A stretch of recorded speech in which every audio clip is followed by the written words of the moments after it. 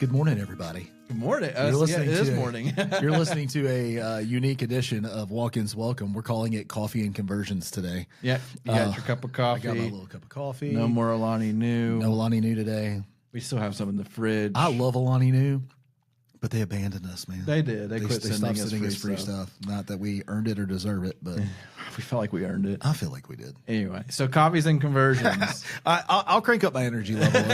Like I know I'm sounding a little softer, but yeah. It is more, typically we record these in the afternoon, but we're here in the morning because my afternoon is shifted because of some things. But anyway, so coffees and conversions. I think when I hear that, I always think about chamber events, coffee and contacts, coffee nets. Oh, okay. Right? Like always the little alliteration. My alliteration is probably closer to it, was traffic and conversions. Yes, exactly. So coffees and conversions. So here's the thing. We have seen lots and lots of discussions and talks around what acquisition costs are supposed to look like. You look stressed out, man. You just go. Okay, here's the thing. Like y'all are being sold a lie on what acquisition costs should be. Couple of things around this. One is, Hannah went to the Xperity event last week, which was fantastic. Actually, Xperity, y'all did a wonderful job. We didn't get to go. I was supposed to go, then some things happened, and Hannah ended up going. And she had a blast. Right. I think we're going to try to get her to come on an episode to talk about it. But she had a blast. Xperity, y'all put on a great event. We're excited to go back. But anyway, one of the things that always comes up at those events and anything we talk about urgent care is our patient acquisition costs. It's never a good thing. It's always very challenging. And then the conversation around the reimbursements are just not catching up to our expenses. And one of those major expenses nowadays is patient acquisition costs. Like at the end of the day, how much does it cost you to get that patient to walk into your door and become your actual paying patient? And I want to title this, "You've Been Sold a Lie," but I don't know. We can title it whatever you want. Yeah, it don't matter. But because the world says, when I say the world, like when you start doing search around it, they are saying it should cost you $30 to $50 to get a patient through your door, and that's a lie. It's just a lie. And I'm confident in saying that because now that we've had quite a few urgent cares working with us across the country too, it was kind of fun building that client map last week. It kind of gave like a taste of we had to zoom way out on the map because we just brought on an urgent care in Hawaii. Yeah. So it was fun to have the pins, and I'm like, this isn't all of them. Let me pinch. And there it is, and there's Hawaii. Yeah, so like, but now that we're literally from coast to coast, like, so we see data from all over the country, and there's a lot of consistencies at the end of the day. But here's the thing: we're finding that consistently, your acquisition cost should be well below $20. I want to throw something out there too. Yeah. Obviously, Google's going to be the main driver of patient acquisition. We know that in the urgent care space. What I wanted to throw out is that the range is as little as $500 to up to $15,000, $20,000 a month in ad spend. So the range is all over the place. Yep. It's the consistency and the conversion costs that we're looking at. Yeah, it's so fascinating because budgets don't matter is what I'm saying. Budgets really don't matter. We'll tell you there's some minimum budgets you want to look at. It really depends on your goals, right? Because a $500 budget obviously won't be as effective as like a $5,000 budget in terms of pure volume. But it is interesting because like we do have an account that's $500. We have an account or two that's over 10,000 plus, and their conversion costs are very, very, very, very similar. To a point where the $500 one performs extremely well, and we even gone back to the higher budgeted ones, and we're like, hey, you can turn down this budget, and you probably won't see a big decrease of any sort if you want to. And they're like, no, it's fine, I don't care. And so. Yeah, at the end of the day, like when I say you should be acquiring your patients for under $20, I can say it very factual. Like we see it all the time, and we see it across the country. If you're being told a $35 or $45 patient acquisition cost is good, you're being told a lie at that point. Because if we were telling you that, it would be so easy. I know, it'd be a joke. We hold ourselves to a different level of standard there, though. Well, and we've learned over the years. So, like, we're 4+ years into the urgent care space, and so like we've seen the COVID times, the post-COVID times. And yeah, COVID times, like you guys could just throw a rock and hit patients. Like it's just, they were coming no matter what. And now that's changed, right? So now I would imagine your acquisition cost for a patient in the heart of COVID was probably like $1 or $2, if that. Yeah, it probably didn't have hardly any. As I understand, if I recall, the urgent cares that we worked with relied completely on search engine optimization, and they had shut all of their ads down. Yeah. I mean, so even Google took a hit during that. Yeah, and then people at the end of the day, they just needed to find someone that was open. Like it didn't matter, and it was really like, because I think most of our urgent cares were like hitting like 100 patients per day. And right. They were just trying to keep up, but I think times have changed again. Now we're back to, I don't know if you call this normal or just the way things are. But now it's a struggle to hit the 40 patients per day, where you have to throw some effort and money and things to make you look attractive. Because we've noticed too, one other, like, yes, demand has shifted back down, but your competition has gone up. Like there are a lot more urgent cares in this world than there were 5 years ago. And not talking about just like the American Family Cares. Like, yeah, there's a bunch of those, but now people are popping up left and right because the primary care model's gone away. Like, primary care is not your dedicated doctor anymore. Now they're just urgent cares that may offer primary care options as well. I know there's still primaries out there, but I'm seeing a lot more nurse practitioners that are filling in for hospital systems that have microsites. Yeah. Right? A lot of that going on. So, yeah. But at the end of the day, so I'm kind of curious, just an open dialogue here. Like, why do people, when you do research, why is that $40, $50 conversion or acquisition cost the norm? Like, why do we think? I mean, I know why, but I mean, it depends on where you're going with this. I don't want to derail your thought process. No, it's like a general discussion of like, why do you think that's just become a norm? And I wish it wasn't believed on. I did a statistics video a day or two ago, earlier this week. And it was statistics overload. Like, if you listen to the video, you're going to think I'm making up the statistics because there's so many of them, right? Well, is that 80% of the time they're not, or whatever that? Yeah, they're made 97% of all statistics are made up on the spot. Yeah. These are not. These are fact based. And I even said at the beginning, I'm about to throw so much data at you, you're going to cry. Yeah.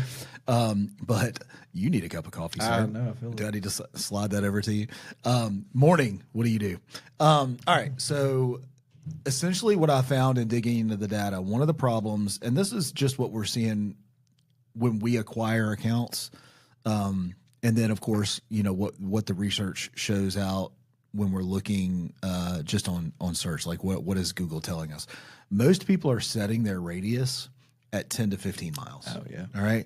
So it's not that the cost per conversion increases, the cost per acquisition increases. And there's a difference. A conversion on Google just means that somebody took an action. They either filled out a form, they made a phone call. All right. So that's what Google is calling a conversion. Acquisition is, did the patient come in and spend money with you? Yeah. Right. So naturally your acquisition cost should always be a little higher than your conversion costs. So if all the data shows that people are not willing to drive past 7.5 miles to go to an urgent care, I don't care who you are. Yeah. Unless you're out in rural America, right? But all the data shows that the max is 7.5 miles. So if you're spending if you're spending money on a 10 to 15 mile radius, at that point, half of your conversions are now not qualified. Yeah, right? And so like an example of that, if I'm 10 miles out, click on the ad or engage with that urgent care, it's 10 miles away. And I say, okay, yeah, and I look, it's like, oh crap, that's like back. You know, I start scrolling backwards. That's right. Swiping back, and it's like, let me find someone that's a little closer. Because I mean, at the end of the day, you know, this is something all urgent cares can relate to. Like, the loyalty's low. Yeah, like it's really convenience, and are your reviews pretty good? Yeah. I commented on somebody's LinkedIn profile. There was an urgent care clinic that just opened up their new location, and I loved the way they did it. And here's what I mean. Is that the pretty one? Yeah, there is a pretty one. Yeah, I don't know which one. There's a bunch of pretty ones. It's like this is pretty and smart. Orangey blue. Yeah. That was a cool looking one. But they had a really nice, their logo, small, and a massive urgent care across the front. 100%. Yeah. And what do they know? Michael, what do they know? They know the brand don't matter. Brand, in this particular situation, brand is less important than what you are. Yeah. Right? based on exactly what you just said, brand loyalty doesn't always exist. It exists. Okay. All right. Brand loyalty exists at the level that you do your follow-up and outreach. Mm-hmm. Okay. It's not because of the way your brand looks. Like everybody recognizes the golden arches. Everybody recognizes the swoosh. Everybody recognizes the yellow star for Walmart. We need McDonald's just to come out with tiny little arches and it just says burgers. I mean, Target doesn't even put Target on their logo anymore. They do the 3 circles. Like, yeah. You know what I mean? But urgent cares are not like this. You can't see an urgent care symbol or something like that. Now, they do have one brand in common across all of them. What is it? It's a Red Cross. Oh, yeah. It's a Red Cross, right? Mm-hmm. Anytime you see a Red Cross on a building, you know it's an urgent care. Yeah. Right? Yeah, generally, that's the brand, not your name. Yeah. Right? And that's one of those things where I don't know, honestly, if that's something that can ever be fully overcome.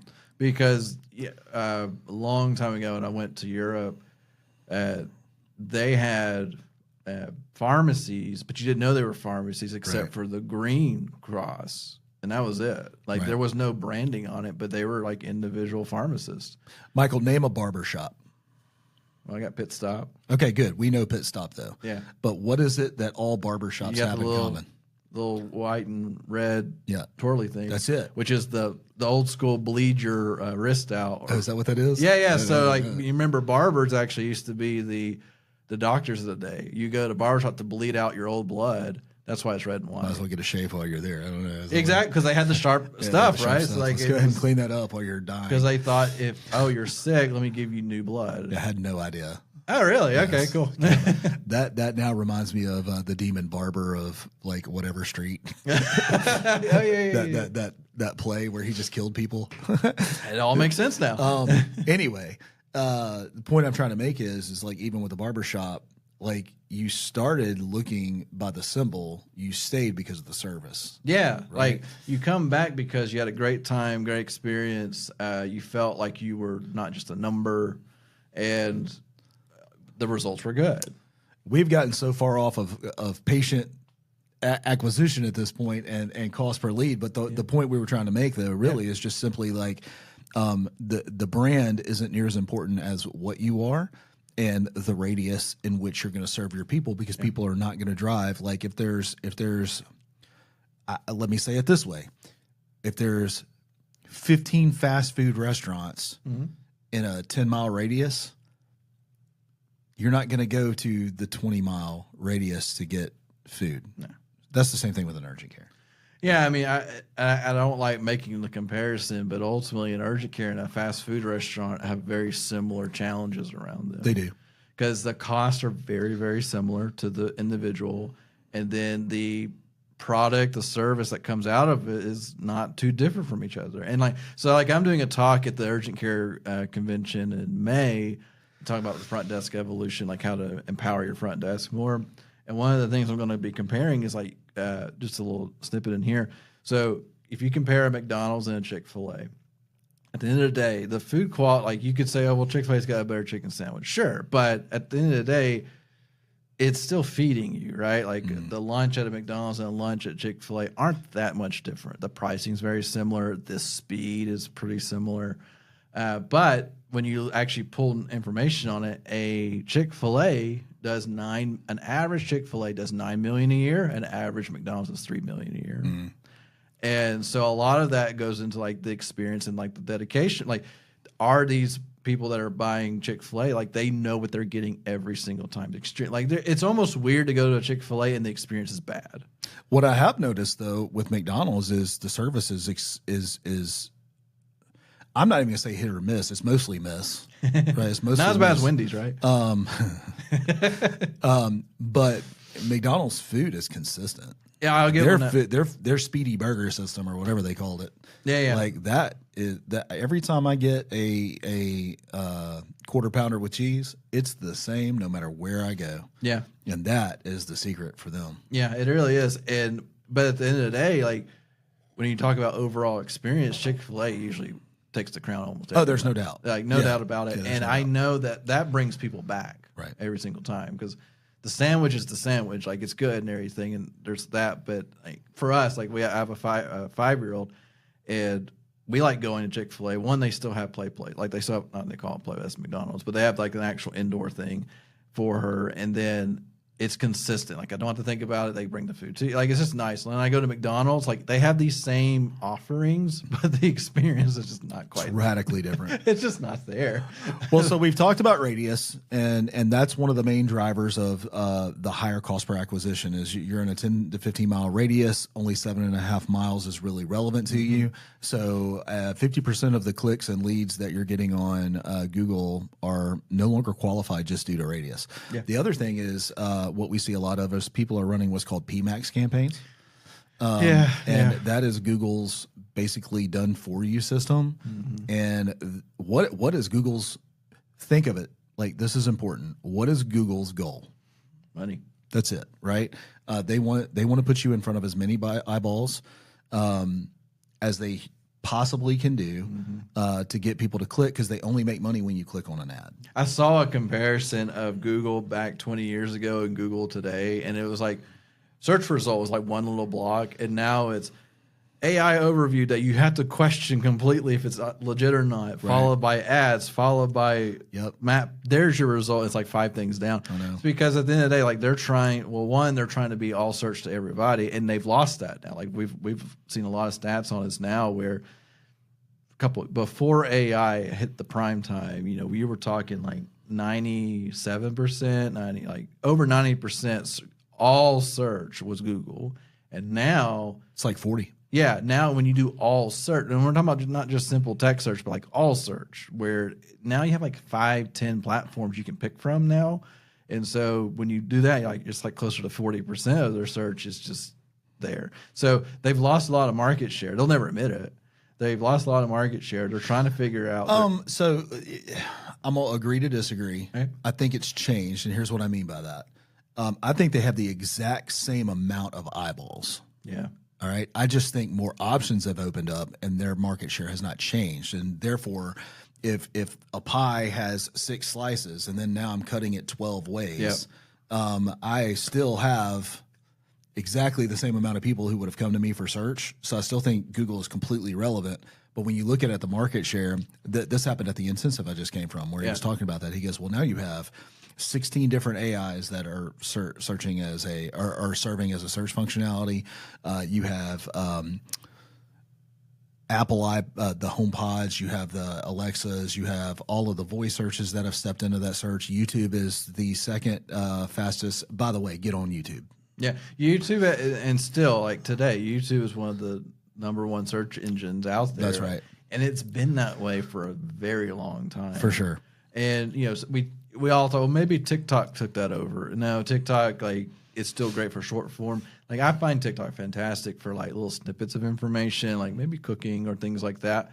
But when I'm looking like, okay, I need an answer, I still go to YouTube. I go to YouTube if I need something. I go to YouTube for 2 completely different reasons, but they're both relevant to this discussion. One, I want to be entertained. So I'm watching probably airplane videos. And being honest, and it's long form entertainment. Yeah, like the algorithm totally knows. It knows I got about 15 minutes in me. If you give me a 30-minute video, I'm looking for a 15. To be honest with you, that's just mine. And then also, if I need to know how to do something, I'm looking for a 5 to 7 minute video. Like that's about all I have. I don't want to go 30 minutes into a how-to, right? Yeah. About 5 to 7 is what I have. But I go for those are 2 very different reasons to go there, but equally important. Well, I noticed now, I don't know if yours does this, but when I open the YouTube app, it defaults to its real, like the TikTok style. Yeah, it's doing that for me now on my phone. Yeah, on the phone. I can. Do you know where the #1 place YouTube is consumed? TV still, right? TV. Yeah, that still blows my mind. Like the actual television is where it's consumed. Which I think you could blame new parents with young children.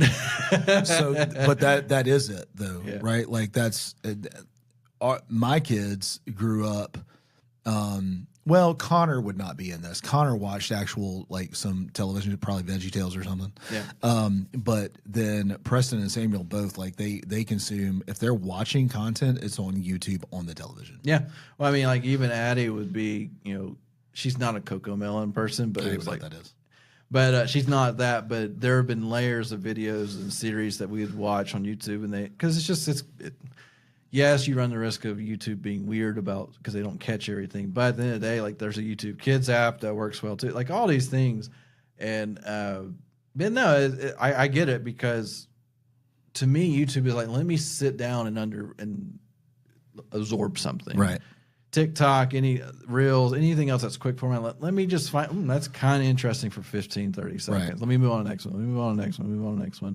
So yeah, like YouTube is still like, if you're trying to educate someone or like you just have a lot to say, right. YouTube still works. So PMAX is driving up costs.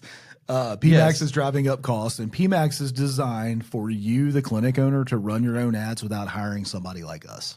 Yeah, I'm just going to be real. That is their whole goal. Clicks and it's going. If you hired us, we typically charge around $1,000 to run ads for a company. Yep. And the reason I say that is if you're going to, Google would rather you spend $2,000 with them than $1,000 with us and $1,000 with them. Yes. Like now that doesn't matter at scale, but it definitely matters smaller, right? Mm-hmm. So they see us, marketing companies, as competitors. So they've come out with something to allow you, the clinic, to do your own thing. Here's the problem, in my opinion.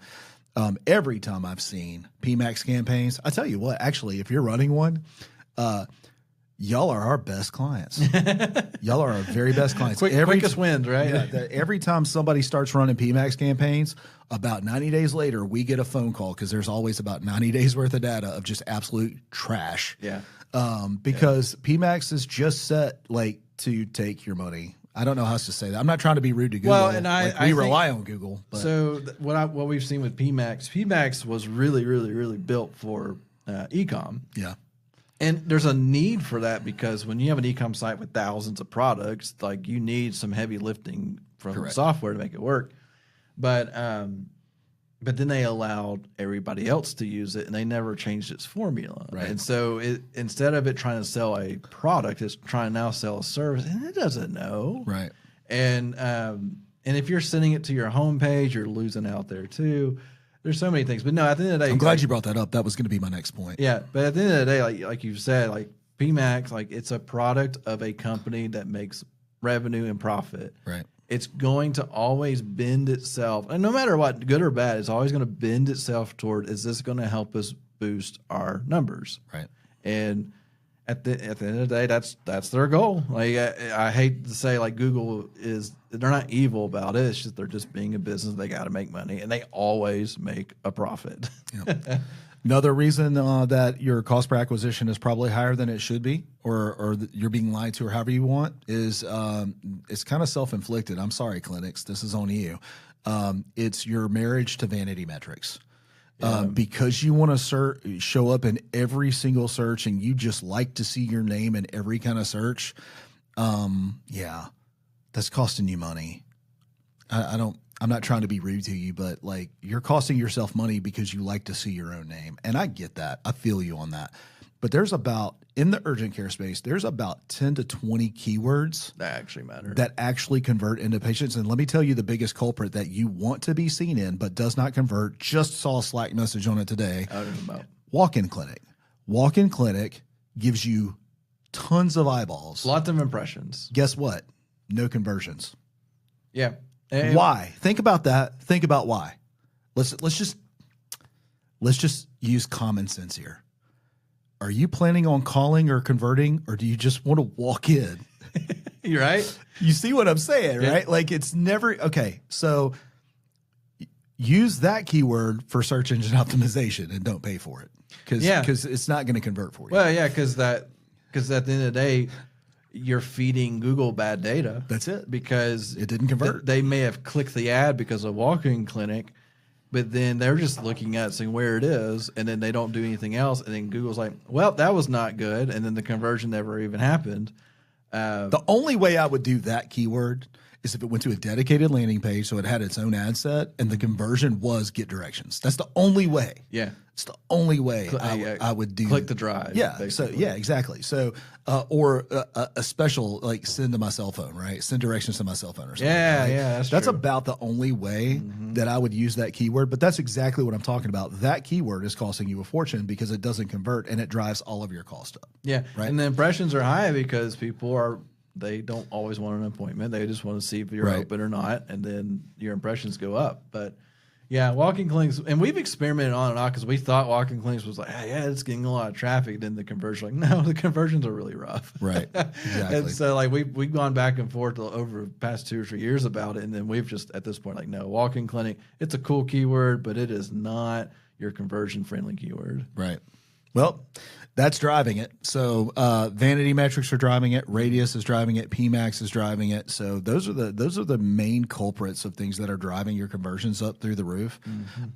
So there you go. There may be more, but as far as digital goes, I know that's your one culprits. of the biggest things that we talk about is spending time on your negative keywords. Yeah, and that's getting rid of huge. stuff like that. Because we've had lots of accounts that we brought on, and so what's your negative keyword list look like? What's that? Yeah, what's a negative keyword? And then because I call it negating, which I guess is not the technical term, but like we need to negate out those keywords. Like no, we just need to make them negative. Yeah. But no, we've seen it quite a few times, or they've added 5 and they're like generic. So it's like okay, like there's lots of options here. Like we have accounts that are pushing thousands at this point, just to fine tune the thing. But no, like at the end of the day, like it's one of those because I hear people say autopilot and stuff. Here's the thing: if you let Google, if we set up your ads and then we said, here you go, have them back, put them on autopilot. In 3 months, your conversion costs will just go right back up because Google will start hooking into something wrong. We've seen it happen so many times. You know, we should have an episode on autopilot, and I can make some real world comparisons on what that is. Oh yeah. Oh, the pilot has spoken. So Just saying, they call it autopilot for a reason. Yeah, because they call it going on autopilot for a reason, but they do not understand. Most people don't understand what an autopilot does, and it does fly the plane, but there's so much more to it. Yeah, so, and then ultimately it can't make the final landing or the takeoff. Right. Yeah. So I do want to do a quick call to action here for you guys. Seriously, since we're talking about Google Ads and we're talking about cost per acquisition. If you want to completely free, seriously, completely free, no obligation, anything, like if you want us to look at your Google Ads account and make some recommendations for you, I don't know the URL page. I'm sure Hannah can drop it in the show notes. She said she was going to start listening to the podcast. So, yeah, we're going to challenge her now. We'll see if she does at the very end. At the very least, you can send an email to hello@patientcaremarketingpros.com. Yeah. And she'll get it connected over to myself or Grace. And my team will do an in-depth look at your ads account. And we'll give you some recommendations. When I say it's no obligation, y'all, it's no obligation. We just want to help you. So. We did this yesterday so I'm in the Health Tech Nerds Slack. By the way, if you're really interested in health technology and just conversation, there's a Slack called Health Tech Nerds. Anyway, someone had posted Tuesday saying, hey, I need somebody to look at my Google Ads. We're a speech therapist, something. And I said, we can do it. And so he gave us read access, and then Philip took a look, and then he's like, here are the 5 things. If they fix this, they'll be a lot better. And it was just like we just said. There was a lot of PMAX mixed in there. Yeah. There was a lot of search and display, search networks and display only networks, and so which is a big no.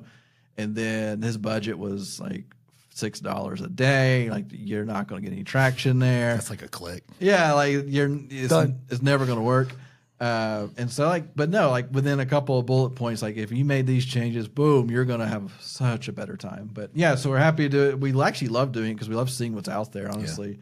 Yeah. It's in a purely selfish way. It gives us more data. Yeah, exactly. So, it confirms what we're seeing consistently. We never share your data, but we do sit there and make notes of here's what we find, here's what we see. And so anyway, listen, this has been a good episode. I didn't get to say it at the beginning, but I'll say it at the end. We always want to let you know that we're here to get more patients, deliver better care, get repeat visits, scale your clinics. That's what we're here for. Leave us a review. 5 stars would be awesome. Subscribe to our YouTube channel and leave us some comments. We'd love to talk to you. Yeah. All right, guys. We'll see you next week. Have a good one.